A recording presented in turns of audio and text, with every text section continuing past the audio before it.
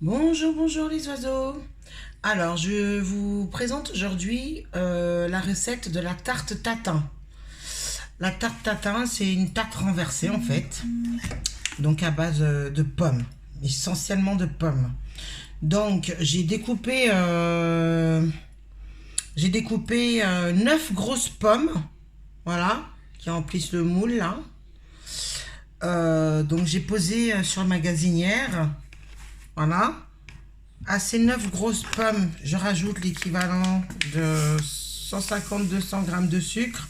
Ça dépend comment vous aimez sucré ou caramélisé. Voilà.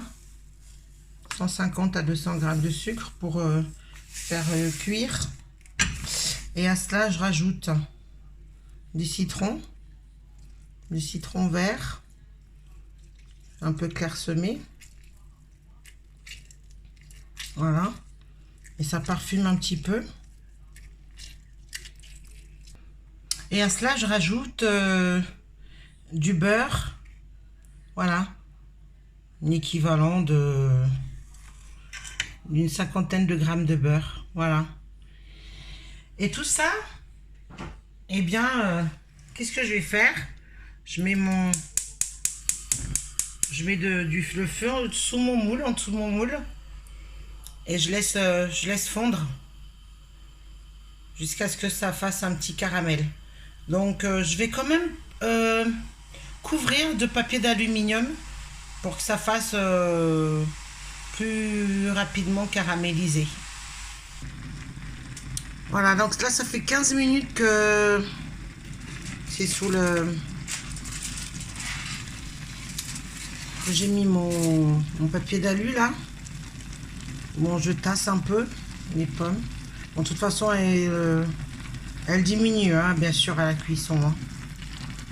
Donc là, ça fait 15 minutes, pardon. Qu'elles sont en train de cuire, là, tout doux, tout doux. Elles sont en train de faire leur caramel, quoi. Leur sirop caramel, voilà. Donc, vu qu'elles ont rendu quand même de l'eau, là, je vais laisser encore un quart d'heure. Voilà, le temps qu'elles soient bien imbibées de leur petit caramel, là, les pommes. Je reste encore un petit quart d'heure au feu, cette fois-ci à découvert. Bon, alors là, du coup, on voit bien que c'est caramélisé. Hein. On voit le petit caramel au fond. Et surtout, on entend un crépitement.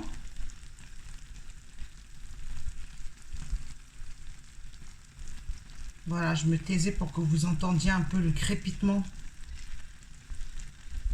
Pour dire que c'est prêt. Donc là, je vais éteindre sur mes pommes. Et je vais laisser refroidir quelques minutes avant de poser la pâte par-dessus. C'est de la pâte feuilletée. Et d'enfourner. Donc je laisse poser quelques minutes. Pendant ce temps, je mets mon four. Je prépare mon four à 200 degrés. Donc maintenant que les pommes sont refroidies, je vais y mettre 2 rouleaux comme ça de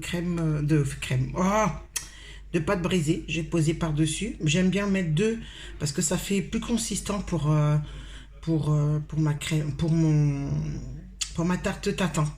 Donc je mets 2 rouleaux comme ça de pâte brisée. Voilà. Je me rends compte que j'ai dit pâte brisée. Non, c'est pâte feuilletée.